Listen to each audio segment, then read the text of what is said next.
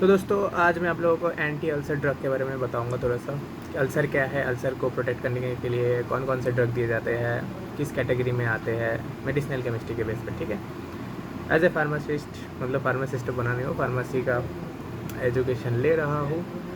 और आज मैं एंटी अल्सर के बारे में पढ़ रहा था तो सोचा कि थोड़ा वीडियो बना लेता हूँ, प्रैक्टिस भी हो जाएगा और रिवीजन भी हो जाएगा। तो पहले तो आता है कि अल्सर क्यों होता है। तो हमारे स्टमक के अंदर दो तरह के फैक्टर्स प्रेजेंट है, एक है तो होता है एग्रेसिव फैक्टर एंड एक होता है प्रोटेक्टिव फैक्टर। एग्रेसिव फैक्टर मतलब जो कि खाना को पचाने में हेल्प करता है, जैसे कि पेप्सिन, HCl, गैस्ट्रिन, और H फाइलोरी नाम का एक बैक्टीरिया भी होता है जो कि गट बैक्टीरिया होता है, मतलब स्टमक में प्रेजेंट रहता है, लेकिन जब इंक्रीज़ होता है इनका तब जाके डिस्टर्बेंस कर सकते हैं। और एक होता है डिफेंसिव फैक्टर। ठीक है, डिफेंसिव फैक्टर में म्यूकस आता है, म्यूकोसल ब्लड फ्लो आता है एंड बाइकार्बोनेट आयंस आते हैं। ठीक है, ये मतलब गैस्ट्रिन जो लाइन है, स्टमक के जो लेयरिंग से लाइन है उनको प्रोटेक्ट करता है। ठीक है, जो ये एग्रेसिव फैक्टर है वो ताकि ब्लड स्ट्रीम में ना पहुँचे और बॉडी को हार्म ना करे। ठीक है, अब इन दोनों के रेशियो में अगर डिफ्रेंशिएशन हो गया कुछ ज़्यादा ही, मतलब एग्रेसिव फैक्टर डिफेंसिव फैक्टर से ज़्यादा बढ़ गया तो अल्सर हो सकता है। अल्सर मतलब छाला पड़ना। तो जैसे कि आपको पता है HCl एक तरह का एसिड है, गैस्ट्रिन भी हमारे खाने को पचाने में हेल्प करता है। तो ये सब अगर स्टमक लाइनिंग के ऊपर हावी हो गया ज़्यादा से ज़्यादा तो हमें प्रॉब्लम हो सकता है। ठीक है, अब इनसे प्रोटेक्ट करने के लिए हमारे पास 3-4 तरीके हैं। या तो हम एसिड प्रोडक्शन को कम कर देंगे, या तो एसिड को न्यूट्रलाइज़ कर देंगे, मतलब उसके साथ कोई बेस दे के उसको सॉल्ट फॉर्म कर देंगे। तो एसिड प्रोडक्शन ऐसे तो प्रोड्यूस तो होते रहेगा एसिड, लेकिन वो अपना इफेक्ट नहीं दिखा पाएगा, कारण उसके साथ हम लोग बेस लगा के सॉल्ट फॉर्मेशन कर दिया। ठीक है, फिर आता है अल्सर प्रोटेक्टिव, मतलब अल्सर हो चुका है ये सब होने के बाद फिर अल्सर को हम ठीक कर रहे हैं। ये हो सकता है अल्सर प्रोटेक्ट करना और अल्सर हील करना दोनों अलग चीज़ है। ठीक है, एक प्रोटेक्ट करना मतलब उसको हो चुका है उससे बचाना, और हील करना मतलब उसको ठीक करना। ठीक है, और एक H पाइलोरी का नाम जो बताया था, हेलिकोबैक्टर पाइलोरी, उसका भी ट्रीटमेंट होता है उसको हील करने के लिए। ठीक है, तो पहले आता है कि एसिड प्रोडक्शन को कैसे कम किया जा सकता है। तो एसिड प्रोडक्शन के लिए हमें पैराइटल सेल के ऊपर थोड़ा नज़र डालना पड़ेगा। पैराइटल सेल जो एसिड प्रोडक्शन में हेल्प करता है, जो H+ ion and Cl- ion को एक साथ ज्वाइन करके H सेल रिलीज़ करता है। ठीक है, पैराइटल सेल में काफ़ी सारे रिसेप्टर्स प्रेजेंट है, जैसे मस्करेनिक रिसेप्टर हो गए, हिस्टामिन रिसेप्टर हो गए, फिर प्रोस्टाग्लैंडिन हो गए, फिर कोलिनर्जिक रिसेप्टर भी इनडायरेक्टली काम करता है यहाँ पे।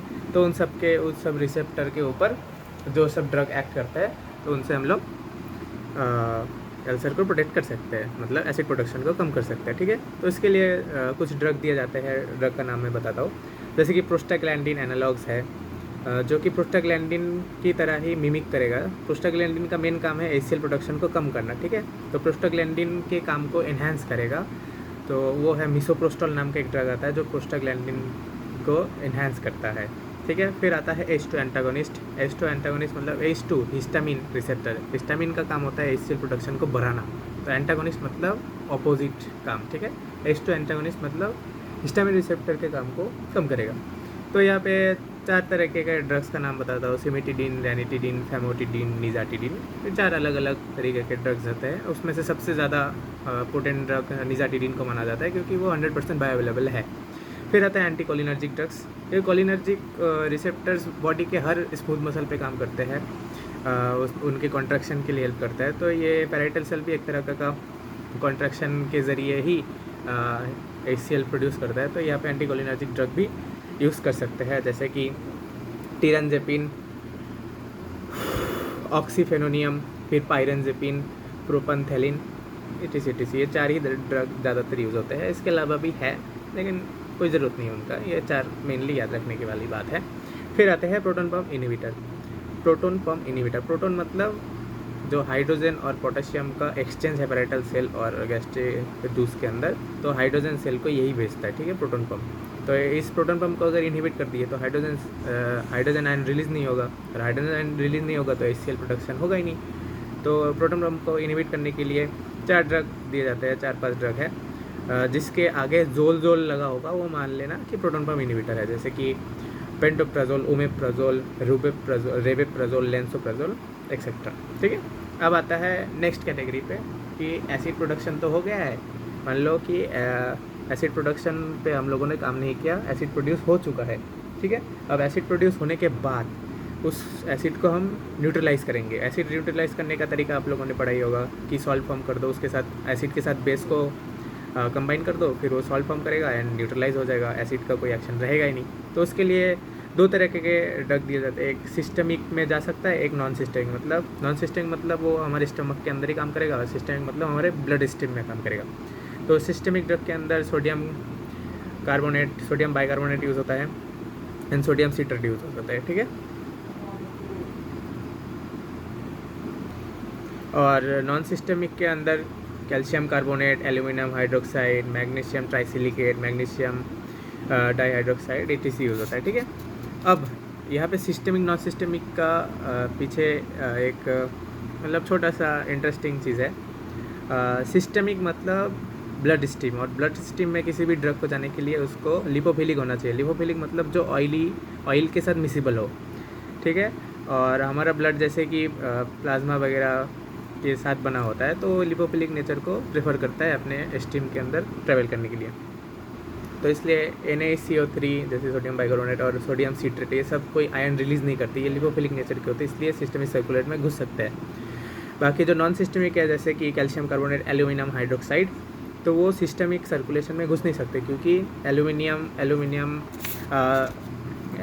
3+ आयन रिलीज़ करेगा, जिसकी वजह से वो एक आयनिक कंपाउंड हो जाता है जो लिपोफिलिक नहीं है, वाटर सॉल्युबल है, तो स्ट्रीम में घुस ही नहीं सकता है।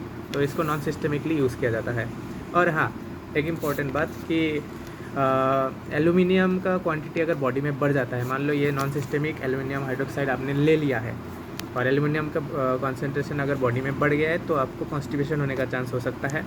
और मैग्नीशियम अगर बढ़ जाता है, जैसे कि मैग्नीशियम ट्राइसिलिकेट लेने के बाद अगर मैग्नीशियम बढ़ जाता है आपके बॉडी में, तो आपको डायरिया हो सकता है, मतलब लूज मोशन हो सकता है। ठीक है, फिर मान लो कि ये एसिड प्रोडक्शन हो भी गया, एसिड को न्यूट्रलाइज भी नहीं कर पाए, फिर आते हैं हम तीसरे कैटेगरी में, जो कि है अल्सर हो चुका है। अब अल्सर को हम प्रोटेक्ट करेंगे। अल्सर हो गया, अब बहुत मतलब पेशेंट को दर्द हो रहा है, तो उस अल्सर को प्रोटेक्ट कैसे करें अल्सर के दर्द से। ठीक है, तो उसके लिए सुक्राल्फेट नाम का एक दवाई दिया जाता है, सुक्राल्फेट। और ये सुक्राल्फेट और कुछ नहीं है, मतलब सुक्रोज के साथ एल्यूमिनियम का मिक्सचर है। ठीक है, एल्यूमिनियम मतलब एल्यूमिनियम सॉल्ट सुक्रोज के साथ मिक्स रहता है, जिसको कंबाइन करके सुक्राल्फेट नाम दिया गया है। तो बेसिकली सुक्राल्फेट को दिया जाता है अल्सर प्रोटेक्टिव एजेंट के तौर पे।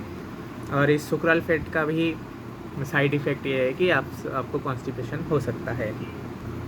फिर आता है अल्सर हीलिंग एजेंट्स पे। अल्सर हीलिंग एजेंट्स पे जैसे कि कार्बेक्सोनोलोन, सॉरी एक बार देख लेता हूँ,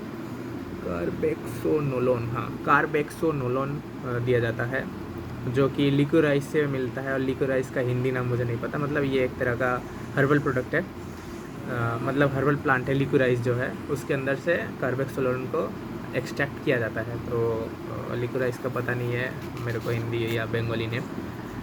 सो अल्सर हीलिंग में ये ड्रग दिया जाता है। And H. पाइलोरी ट्रीटमेंट में ज़्यादातर एंटीबायोटिक्स यूज़ होते हैं, क्योंकि ये भी तो एक बैक्टीरिया ही है, तो उसको मारने के लिए एंटीबायोटिक यूज़ होता है। एंटीबायोटिक आपको पता होगा कि बैक्टीरिया के किलिंग के लिए यूज़ होता है। तो इसके अंदर amoxicillin, ampicillin, tetracycline etcetera use होता है। और एक सबसे ज़्यादा जो वाइडली यूज़ होने वाला ड्रग है वो है CBS, कोलोइडल बिस्मथ सब्सिट्रेट। ठीक है, ये H. पाइलोरी को किल करता है। तो ये मेरे को याद है कि मेरे पड़ोसी को मतलब पेट में बहुत दर्द हो रहा था, तो उसने डॉक्टर से दिखाया था, उसको बोला गया था कि H. पाइलोरी का कंसंट्रेशन बहुत बढ़ गया है स्टमक के अंदर, तो उसको यही CBS दवाई दिया गया था। फिर कंटिन्यूस दवाई 2-3 महीने के बाद फिर उसका जाके ठीक हुआ है। तो इससे इस रिलेशन से मेरे को मतलब ज़्यादा से ज़्यादा याद रहता है। एंड ये कुछ थे हमारे एंटी अल्सर ड्रग्स। ओके, तो आज के लिए इतना ही।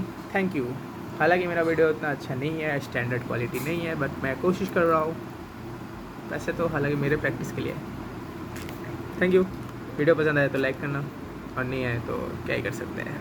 हम तो अपना प्रैक्टिस करते जाएंगे, आपको करना है तो करो, नहीं करना है तो so what can I do. Thank you, bye bye, good night.